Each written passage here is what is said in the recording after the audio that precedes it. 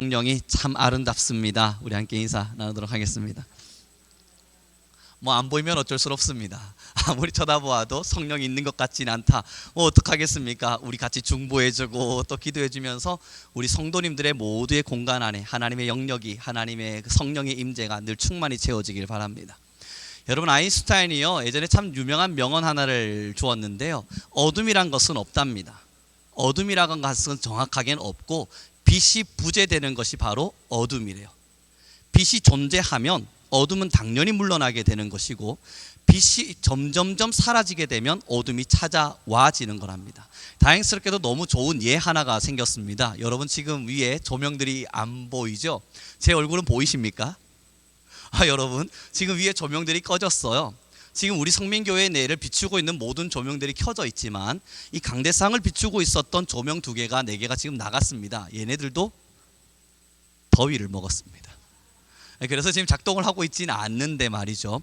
어떠세요? 원래 이 빛이 저를 비추어내고 있었을 때는 지금과 다른 불빛이 이 공간 안에 있었습니다. 그런데 이것이 꺼지니까, 이 빛이 이제 없어지니까 여기가 어둡다 느껴지는 거예요. 그럼 여러분, 지금 우리 교회를 비추고 있는 빛들이 있는데 하나씩 하나씩 꺼보겠습니다. 점점점 어두워진다는 걸 알게 되실 겁니다. 낮이 오는 이유는 해가 떠서 빛을 비추었기 때문이고요, 밤이 오는 이유는 해가 져서 빛을 비추고 있지 않기 때문이에요. 그러므로 어둠이라고 하는 것은 빛의 부재입니다. 빛이 부재하니까 어둠이 찾아온 거예요. 우리의 영혼이 마찬가지입니다. 하나님이 부재하시니까 우리의 영혼에 어둠이 찾아와요. 그리고 하나님께서 우리와 함께 하셔서 빛을 비추어 내시는 그때에만 우리 안에는 어둠이 떠나가게 됩니다. 오늘의 본문을 함께 읽어보기로 원합니다. 함께 다시 한 번만 더 읽어보겠습니다. 21절입니다. 시작. 그러므로 내가 한 법을 깨달았노니 곧 선을 행하기 원하는 나에게 악이 함께 있는 것이로다. 아멘. 그러나 여러분, 한 가지를 이제 우리가 명확하게 기억해야 될 것이 있다면, 사람은 절대 완전할 수 없습니다. 지금 이 공간도요, 빛과 어둠의 공존이에요. 지금 우리 교회도 여러분들이 볼 땐 밝다라고 느끼실 수는 있지만 어둠도 여기에 묻어 있습니다. 왜냐하면 빛이 비추고 있는 강도에 따라서 우리는 밝다고 느끼지만, 그러나 아주 우리가 너무너무 밝다, 이건 어둠이 전혀 없는 밝음이다 라고 말할 수는 없어요. 여기에는 어둠이 같이 있습니다. 그러니 그림자도 지고, 여러분, 지금 여기 우리의 심령도 마찬가지예요. 하나님 앞에 서 있는 우리가요, 완전히 선한가? 그럴 수 없죠. 오늘 사도 바울이 고백하는 바도 그렇습니다.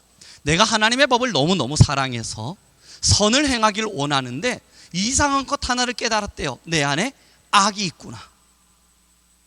여러분들에게 이렇게 나눠보면 어떨까요? 선한 의도로 무언가를 시작했습니다. 결론이 악하게 끝났습니다. 나는 좋은 것을 주었습니다. 돌아오는 것이 오해로 돌아왔습니다. 나는 그에게 사랑을 주었는데 그는 나에게 미움으로 무언가를 줍니다.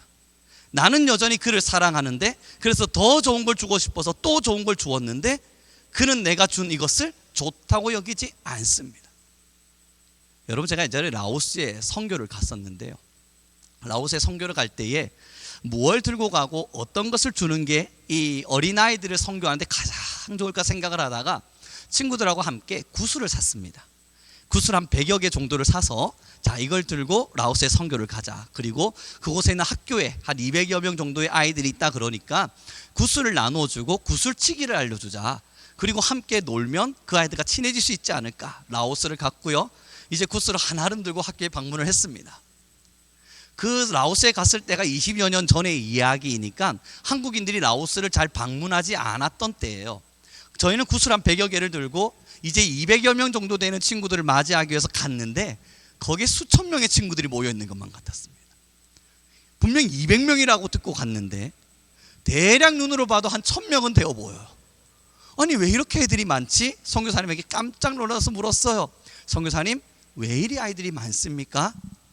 동네 한국에서 사람들이 온다 그러니까 뭐 하나 얻을 수 있을까 싶어서 동네 아이들이 다 몰려 들어온 거예요. 저희는 100개의 구슬만 가지고 있을 뿐이에요.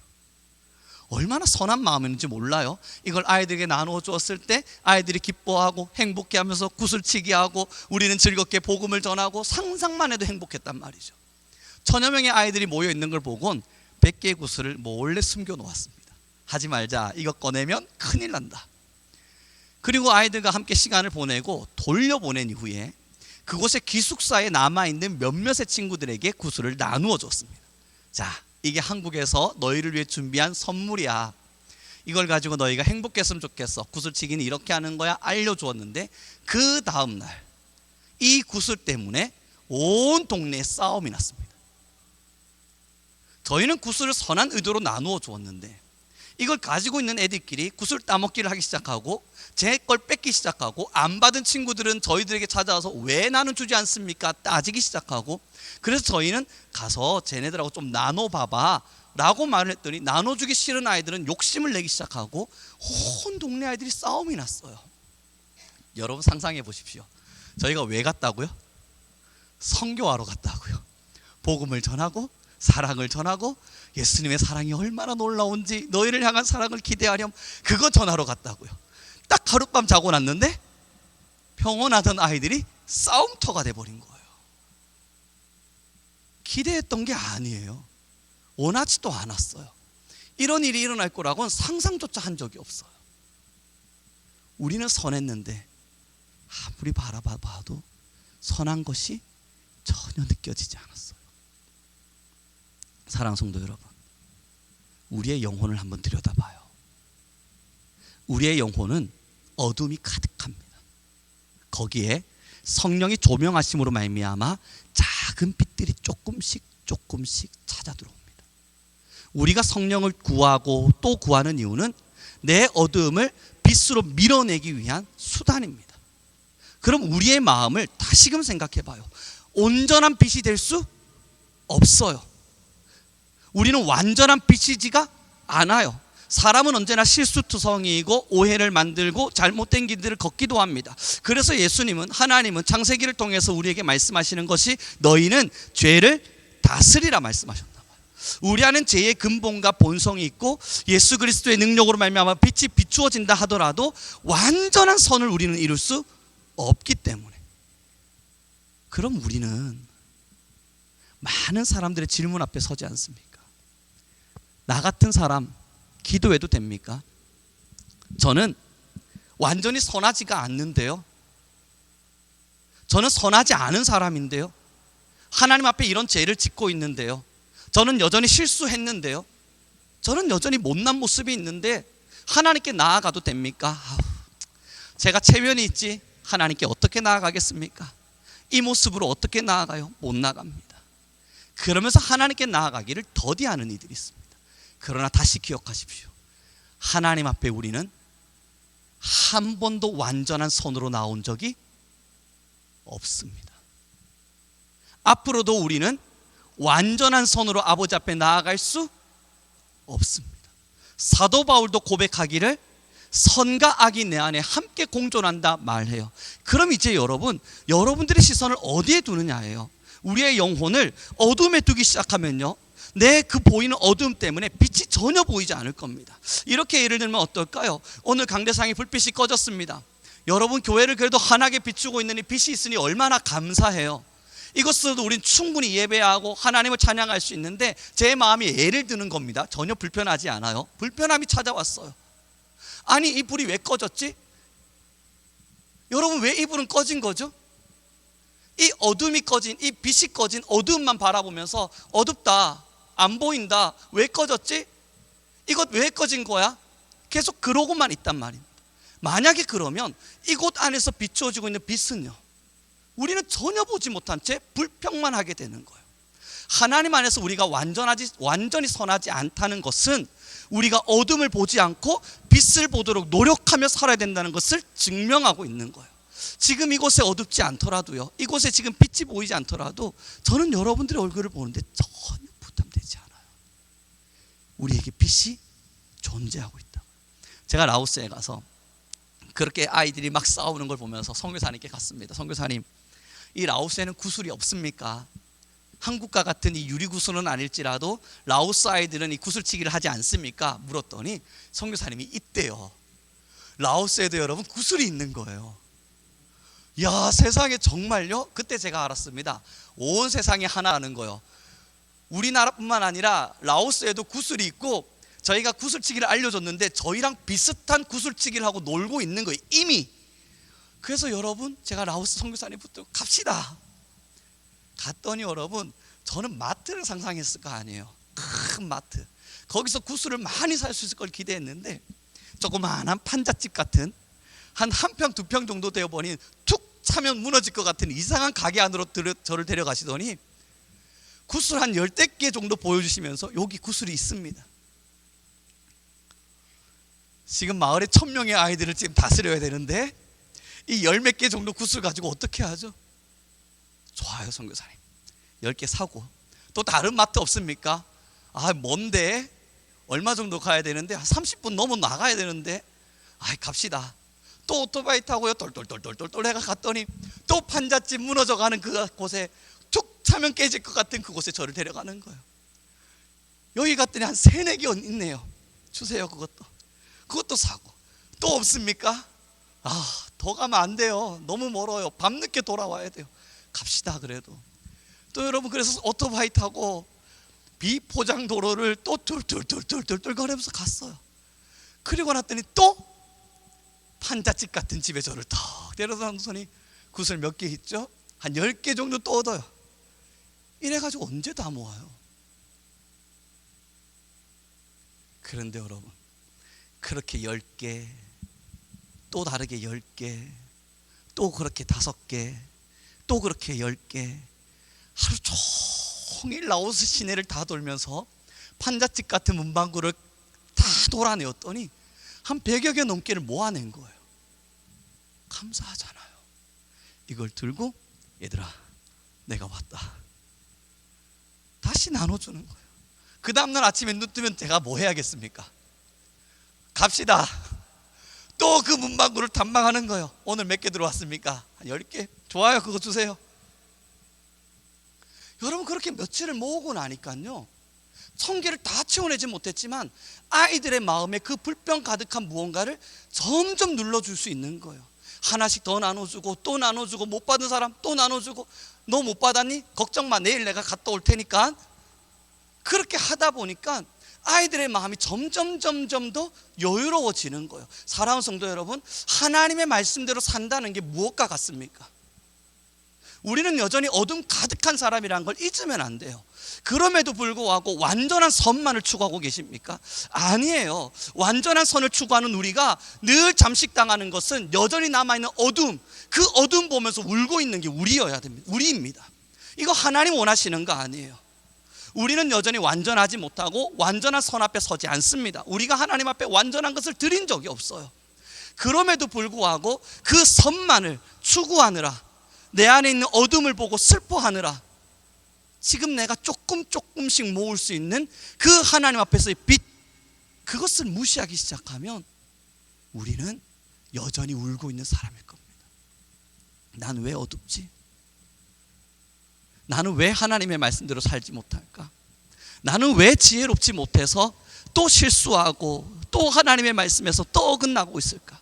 그러나 여러분, 기억하십시오. 완전한 선이 없듯 완전한 어둠도 없어요. 그곳에서 밝은 빗줄기 하나는 반드시 있어요. 그걸 보는 거예요. 그걸 하나씩 모아 내 것으로 만들다 보면 하나님의 선하심이 완전히 우리를 덮고 있음을 알게 됩니다. 어디에 주목하느냐입니다. 오늘 본문의 말씀 다시 보도록 하죠. 21절입니다. 같이 읽겠습니다. 시작.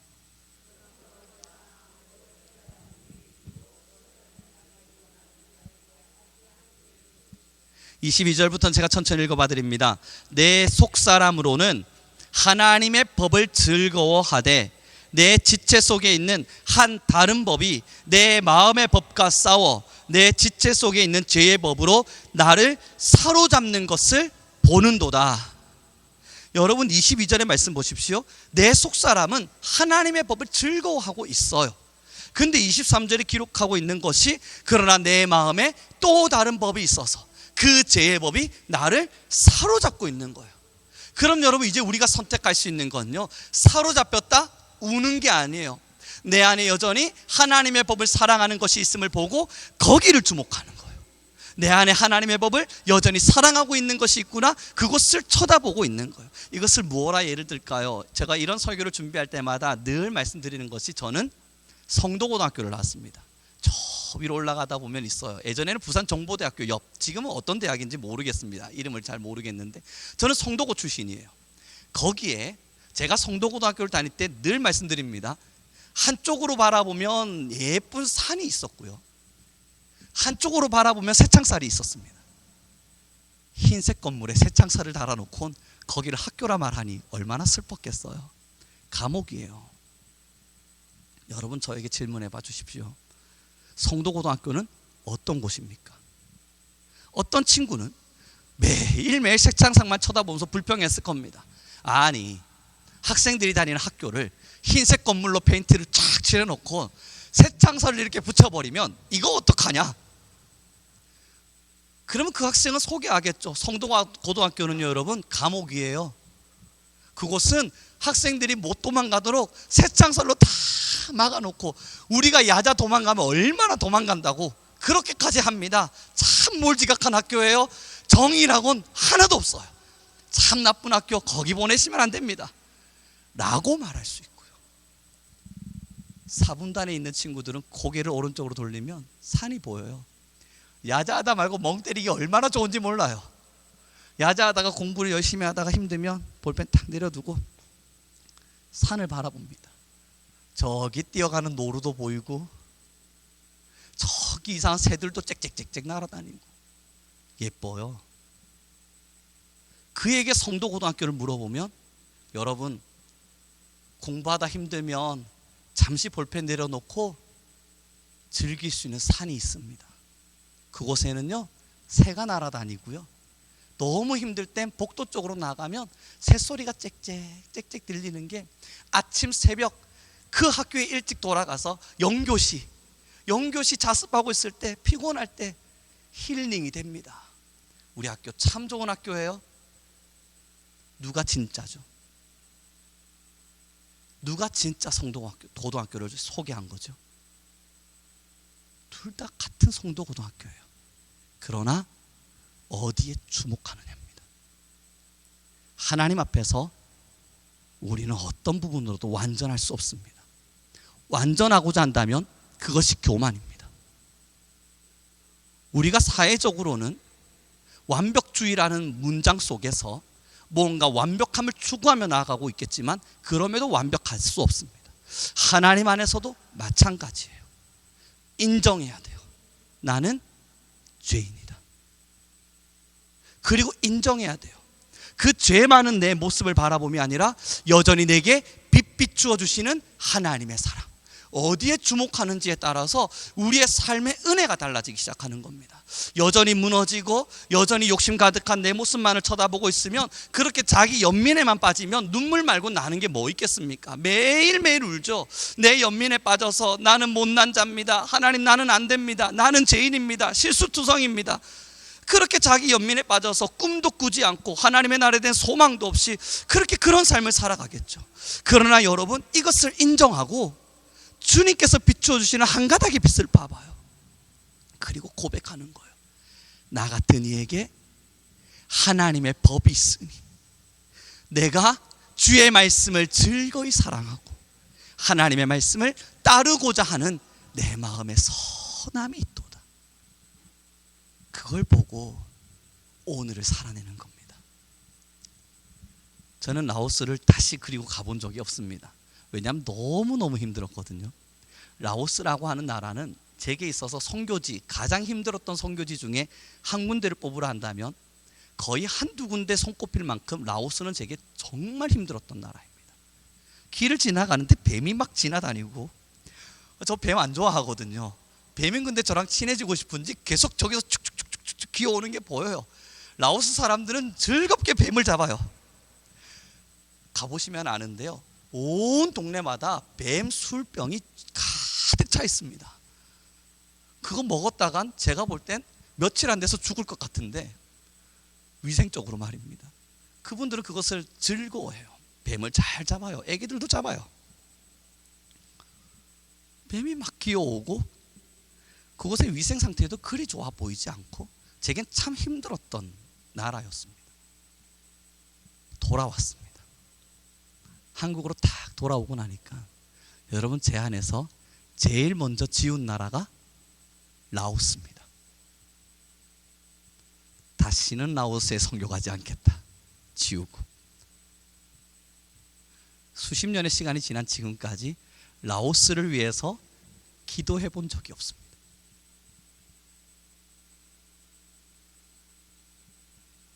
힘들었던 기억, 아팠던 기억, 좋지 않았던 기억, 그것들이 가득한 거예요. 회개를 많이 했습니다.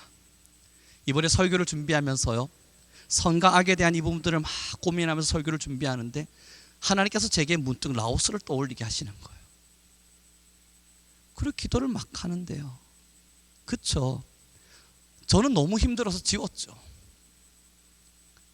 보지 않은 게 뭐냐면 그때 같이 웃고 함께 복음을 나눴던 그 아이들, 저는 그 아이들마저도 지웠습니다.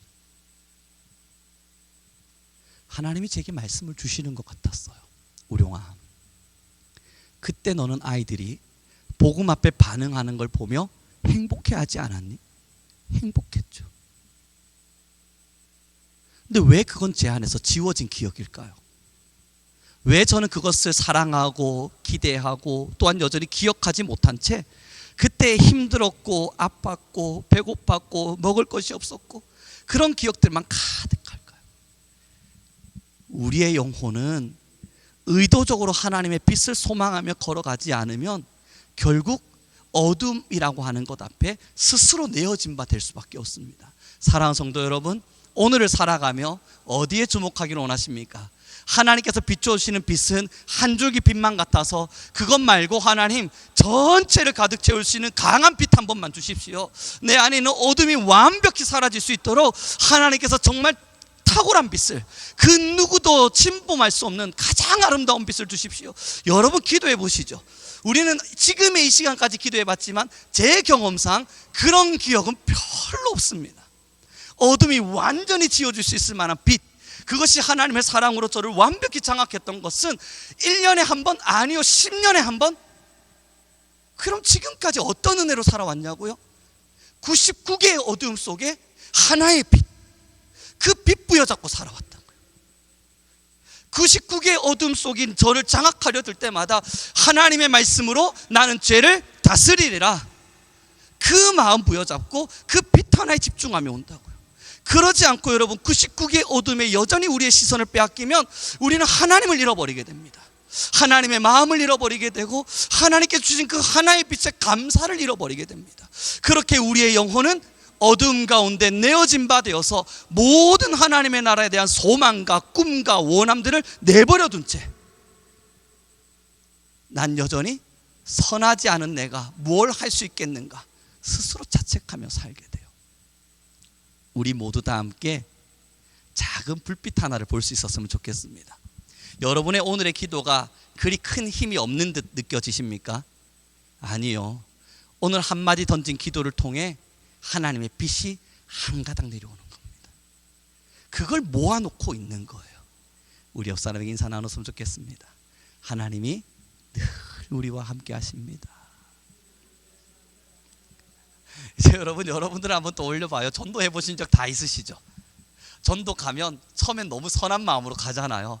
내가 저 영혼을 어떻게든 아버지 앞으로 딱 데려와야지, 기쁜 마음으로 가지 않습니까? 하루 섬겨 보아요. 그때는 얼마나 행복합니까? 룰루랄라 찬양 자동으로 나오고 내가 주님의 은혜 앞에 메인바되었네 감사하고, 그렇게 전도를 하고 하루 섬겼는데 그 다음날 갔더니 이분이 내가 섬기는 것을 당연한 권리처럼 받아들이네요.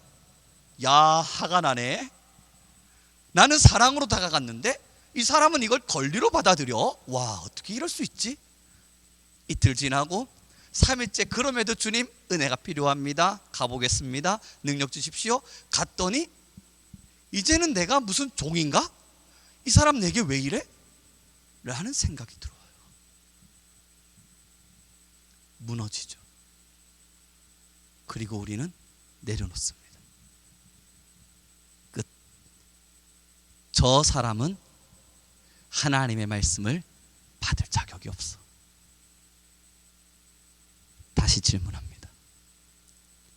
정말 그렇습니까? 우리가 전할 능력이 부족했던 건 아니고요. 혹 하나님의 말씀을 전한다는 것을, 하나님의 일을 한다는 것을 오해하고 있었던 건 아니고요. 하나님의 일을 한다고 하면 꽃길이 쫙 열리고 빛이 쫙 비추어져서 어떤 어둠도 우리를 침범하지 못할 아름다운 길이 열려질 거라 오해하고 계셨던 건 아닙니까? 사역을 해보니 알겠는 거 하나는요, 하나님의 일엔 꽃길은 없습니다. 늘 가시밭길이었죠. 이겨가다 보니 그래도 다행스럽게 가시밭길이 조금은 익숙해져서 몇 번 찔리는 것 정도는 괜찮다 여기며 갈 뿐 꽃길이었던 적은 없던 것 같습니다. 그러다 큰 가시에 찔려서 아프다 울고 있을 때면 그 가시덩불 사이로 슬그머니 찾아 들어오는 그 빛, 그거 하나 보면서 그래, 그 빛을 잊으면 안 되지, 하나님의 사랑 잊으면 안 되지, 또 꾸역꾸역 일어나 길을 걷고 그러다 보면 또 찔리는 것에 익숙해져 갈 뿐 여러분 꽃길이었던 적은 없는 것 같아요. 하나님의 사랑에 메인받으신 하나님의 사람 되신 여러분, 우리는 선을 사랑합니다. 그러나 우리는 여전히 어둠 가운데 거합니다. 기억하십시오. 완벽한 선이 우리에게 찾아와 우리를 장악해 주는 것이 아니라 한 가닥 빛들이 우리에게 찾아와 오라 말씀하시는 겁니다. 그 어둠을 다스려가며 우리 안에 있는 죄를 다스려가며 하나님의 그 빛을 보면서 한 줄기의 빛들 안에서 기뻐하고 한 줄기의 빛으로 감사해야 가면서 그때의 은혜를 기억해 가는 거예요. 이제 말씀을 좀 정리해 갔으면 좋겠습니다. 많은 사역자들과 이야기를 나누기도 하고 또 성도님들하고도 대화를 나누면서 여러분들의 삶의 시간들을 우리는 듣기도 합니다. 그리고 저는 또 많은 사역자들의 이야기를 듣기도 하죠. 얼마 전에 창원에 있는 한 목사님의 이야기를 들었습니다. 예전에 제가 했던 것처럼 아이들을 키우는 일을 지금 하고 계시더라고요. 그분은 교회를 개척하셨습니다. 그런데 어느 날 밤 한 중학생이 교회에서 좀 자면 안 되냐며 찾아왔더래요. 그래서 자라. 그리고 재웠답니다. 오늘 불 끄면 보이십니까 여러분? 켜도 돼요. 오늘은요. 어둠이 찾아오잖아요. 빨리 빛을 비추어 주세요. 그래서 자라고 했더니 그 아이가 하룻밤 자고 일어나서 어디론가 가고 없더래요. 그 다음날 밤 또 찾아왔더랍니다. 뭐 그런가 보다.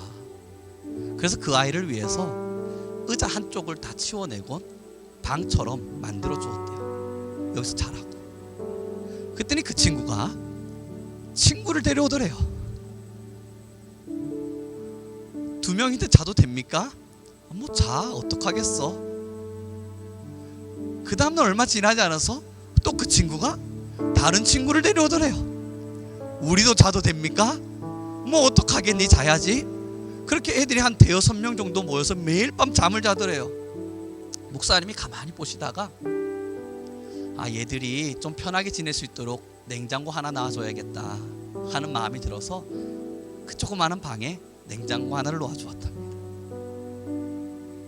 그렇게 반년의 시간이 지나다 보니 중고등학생들, 집 나와 갈 곳 잃어버린 중고등학생들이 한 20여 명 정도 앉아있더래요. 매일 밤. 이 목사님이 저한테 이야기한 게 그거예요. 근데 목사님, 저 너무 힘듭니다.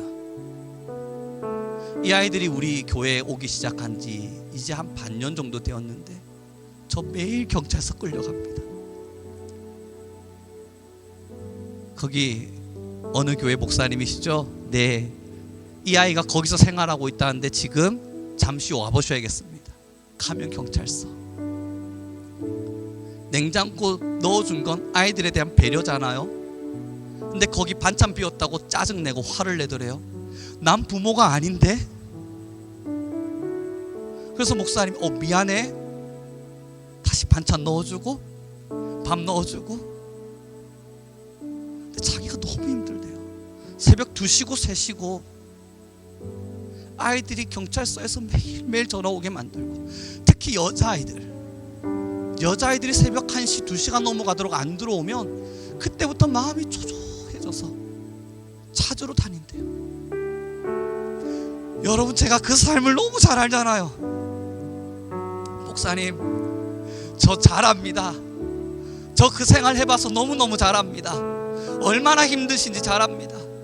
그랬더니 목사님 저 사실 저번 주에는 하나님이 정말 원망스러웠어요. 왜 원망스러웠는데요? 우리 교회가 2층인데 한 여자아이가 자기랑 좀 다투더니 죽겠다고 2층 창문가로 막 뛰어내려가서 나 죽을까 외치는데, 목사님 제가 뭘 그렇게 하나님 앞에 잘못했습니까? 여러분, 저 경험해봤잖아요. 전 매일 밤 뛰어내리겠다는 애들 보고 처음엔 저도 겁이 나가지고요, 제발 뛰어내리지 마, 거기서 제발 뛰어내리지 마, 죽지 마, 내가 미안해 그러면서 말렸거든요. 1년 지나고 2년 지나니까 뛰어내려? 절대 안 뛰어내려요. 내가 그 목사님하고 많은 대화를 나눠가면서 목사님이 저한테 말씀하시더라고요. 희망이 보이지 않습니다. 내가 왜 이러고 있는지 모르겠습니다. 들어오라는 작년 어른들은 아무도 오지 않고 아내한테 미안해 죽겠습니다. 목사님, 애들 다 쫓아내 버릴까요? 희망이 있습니까? 하나님께서 다행히 저에게 먼저 경험하게 하셔서 해줄 수 있는 말이 있는 거예요. 목사님, 저도 20여 년 전 그러한 일들 속에서 참 많이 울었습니다.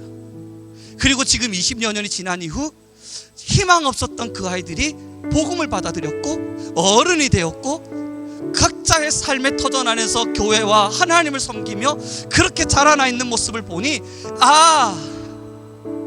하나님은 여전히 일하고 계셨구나. 역시 하나님은 일하고 계셨구나. 많은 걸 깨닫습니다. 목사님, 포기하지 마세요. 끝까지 가세요. 힘들 땐 어떡하겠습니까? 저는 강대상을 부셨는데 목사님도 강대상 부여잡고 매일매일 우세요. 버티셔야 돼요. 그랬더니 목사님께서 울면서 저한테 하시는 말씀이, 나이가 50이 넘으셨어요.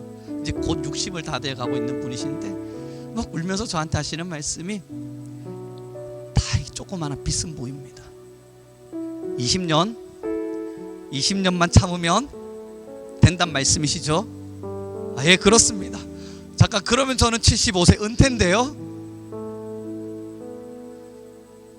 그때 목사님 하신 말씀이 저에게 너무 은혜가 됐어요.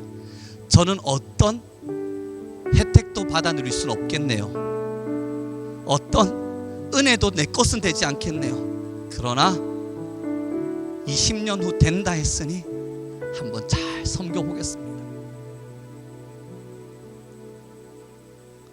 사랑하는 성도 여러분, 하나님의 나라를 향해 걸어가는 길은 찬란한 빛을 보고 가는 길이 아닙니다. 내가 하나님의 사람이 되었다는 것은 내 영혼이 찬란한 빛에 완벽히 사로잡혔음을 증명하고 있는 게 아닙니다.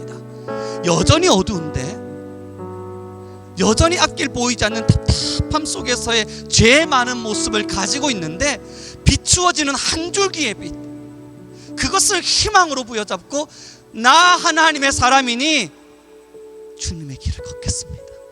그 한 줄기 빛 보고 가는 거예요. 우리 안엔 선과 죄의 법이 여전히 요동칠 것입니다. 우리가 행하는 수 없는 일들은 선을 만들기보단 더 많은 죄를 만들 가능성이 상당히 높습니다. 그럼에도 불구하고 우리가 여전히 하나님의 말씀 부여잡고 걷는 이유는 나는 실수하고 나는 넘어지고 나는 잘못되겠지만 주님께서 비추어 주신 한 줄기 빛은 반드시 선한 것으로 이끌어 가실 것이라는 믿음을 가지고 가는 겁니다. 이 시간 우리 함께 기도하며 나가기로 합니다. 주님, 이제 우리 교회 위에 함께 하시사 하나님께서 우리 성민교회가 더 선한 길을 향하여 걷게 하시되 우리가 온전하고 완전한 선함을 사랑함이 아닌 하나님 내 안에 지금도 비추어지는 작은 불빛 하나를 부여잡고 하나님의 말씀을 향해 달려갈 수 있는 힘이 있게 허락하여 주옵소서. 여러 많은 죄를 바라보며 슬퍼하고 아파하는 우리가 되기보단 그럼에도 여전히 우리를 사랑하시사 빛 비추어 주시는 아버지의 사랑 앞에 우리의 마음을 쏟게 하여 주옵소서. 우리 주여 한번 부르시고 간절히 기도하며 나아가겠습니다. 주님